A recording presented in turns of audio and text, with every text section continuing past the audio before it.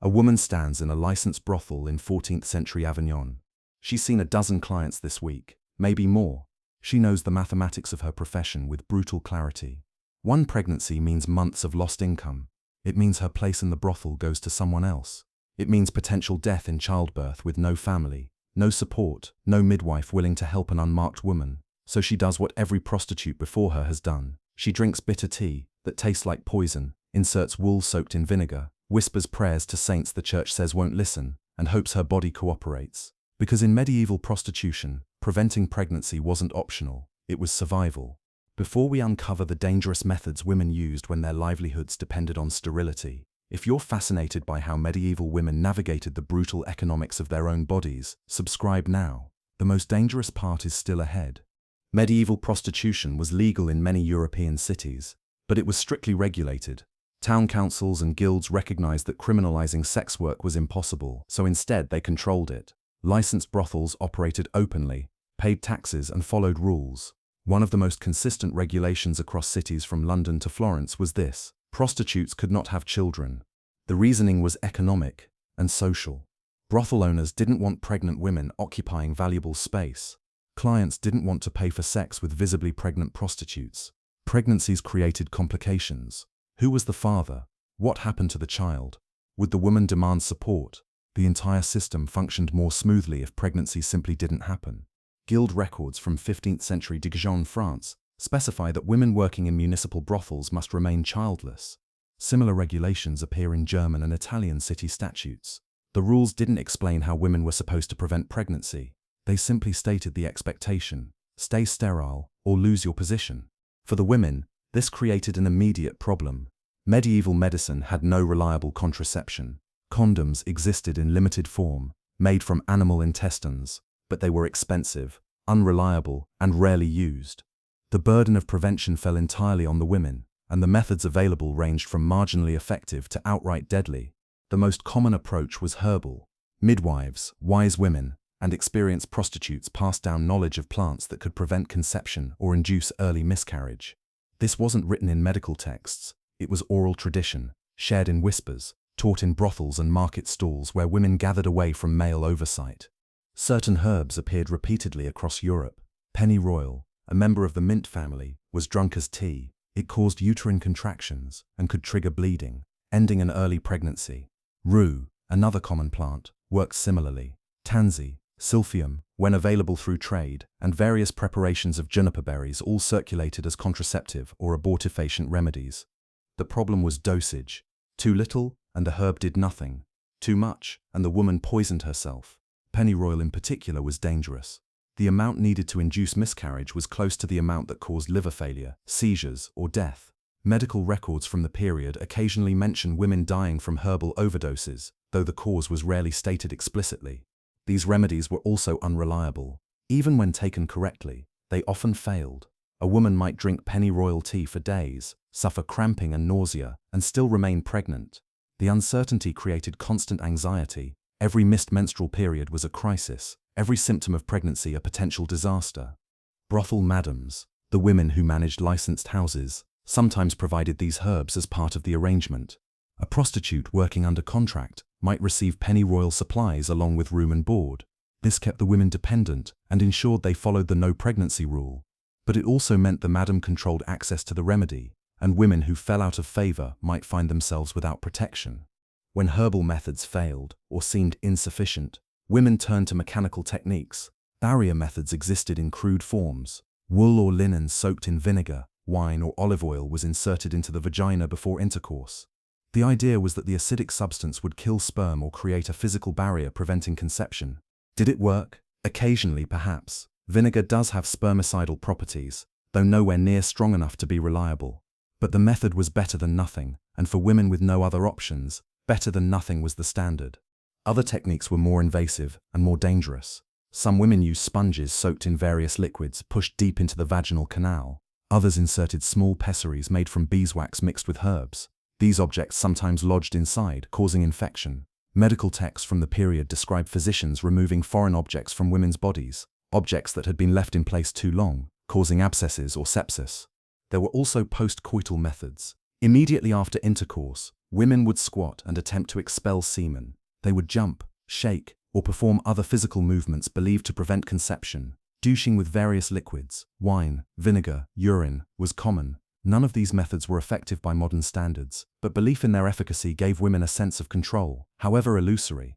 The most brutal methods involved physical trauma. Some women, desperate to end pregnancies, resorted to violence against their own bodies. Blows to the abdomen, heavy lifting, deliberate falls, all were used to induce miscarriage. These techniques were dangerous and often unsuccessful. They caused internal injuries, bleeding, infections, but didn't always terminate the pregnancy.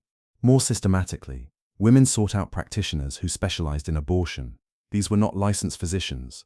They were usually women, sometimes former midwives, who operated in legal gray zones. Their methods varied. Some used sharp instruments to physically disrupt the pregnancy. Others administered concentrated doses of abortifacient herbs. The procedures were done in secret, often in unsanitary conditions, with no anesthesia and no follow-up care. The mortality rate for these interventions was high. Hemorrhaging, infection, and perforated uterus were common complications. Women died, but their deaths were rarely investigated. A prostitute dying from unexplained bleeding was not a priority for medieval authorities. Her body might be dumped outside city walls, buried in unconsecrated ground, or simply left to rot in the room where she died. Surviving records hint at the scale. Coroner reports from 14th century London occasionally mention dead women with signs of recent abortion. Church court records prosecute individuals for performing illegal procedures. Guild documents reference prostitutes dying under suspicious circumstances. Each entry represents a woman who gambled with her life to avoid pregnancy and lost. Mercury was another poison used for its supposed contraceptive properties. Small amounts, dissolved in wine or applied directly to the skin, were believed to prevent conception or cause early miscarriage. The metal was expensive, available mainly through apothecaries or alchemists, and its use was more common in urban brothels where clients were wealthier.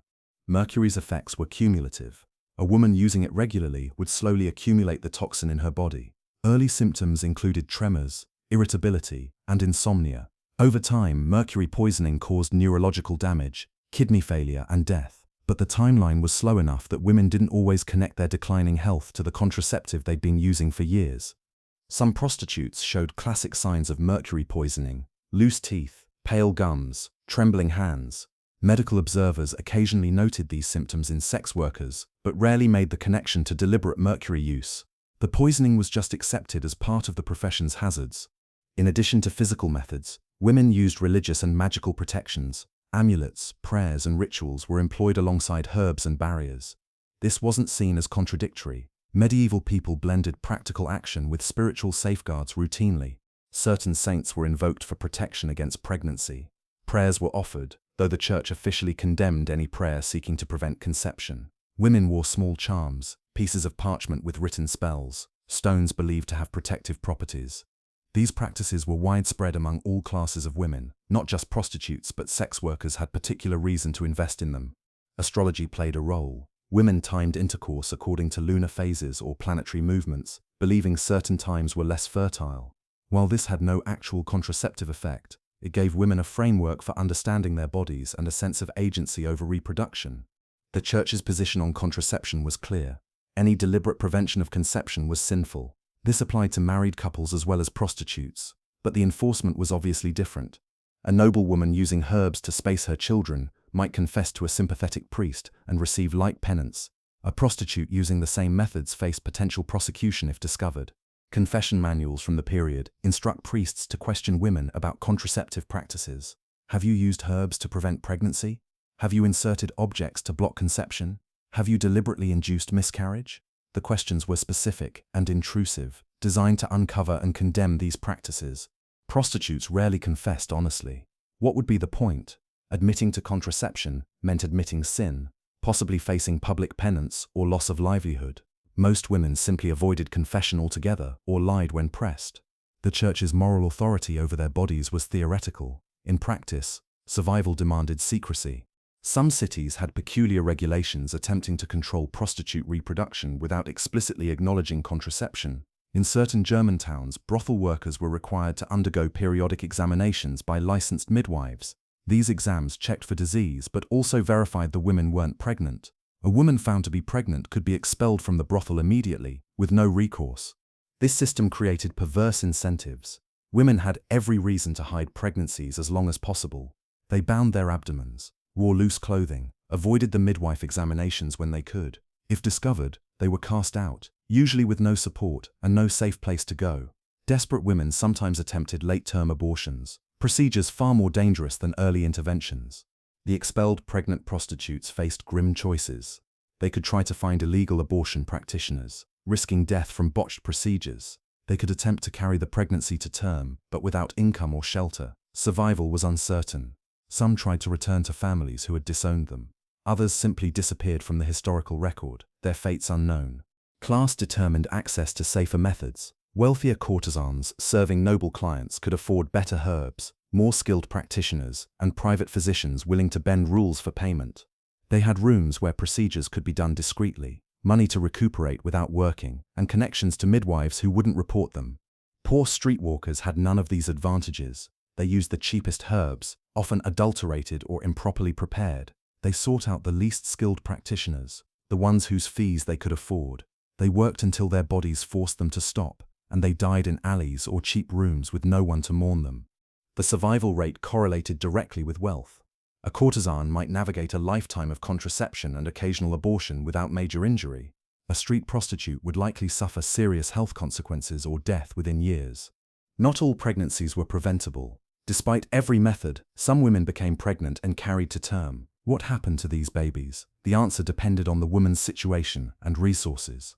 Some children were abandoned immediately after birth. Foundling hospitals in major cities accepted infants, no questions asked. A prostitute could give birth in secret, wrap the baby, and leave it at the hospital door. The child would be raised by the church or adopted, and the mother could return to work. Other babies were given to wet nurses in rural villages. The prostitute paid for care, and the child grew up never knowing its mother. Occasionally women tried to keep their children while continuing sex work, but brothel owners rarely allowed it. Children in brothels were liabilities, witnesses to illegal activities, and unwanted complications. Some babies simply died. Infant mortality was high generally, but babies born to prostitutes faced additional risks. Poor prenatal nutrition, attempted abortions that failed but damaged the fetus, and lack of postnatal care all contributed. Many children born in brothels didn't survive their first year. A few women left prostitution when they became mothers. They found other work, usually poorly paid and difficult, or they married men willing to overlook their pasts. These were exceptions. Most women who became pregnant despite contraception efforts either lost the child through miscarriage or abortion, or they lost their livelihoods entirely. How did medieval prostitutes avoid pregnancy without contraception? They drank poisons disguised as medicine, inserted barriers that caused infections, prayed to saints who weren't listening, and risked death from botched abortions. They lived under regulations that demanded sterility but provided no safe means to achieve it. They relied on dangerous knowledge passed between women who had no other choice, who understood that pregnancy meant the end of their ability to survive. Some succeeded through luck or careful use of marginally effective methods. Many failed and paid with their health or their lives.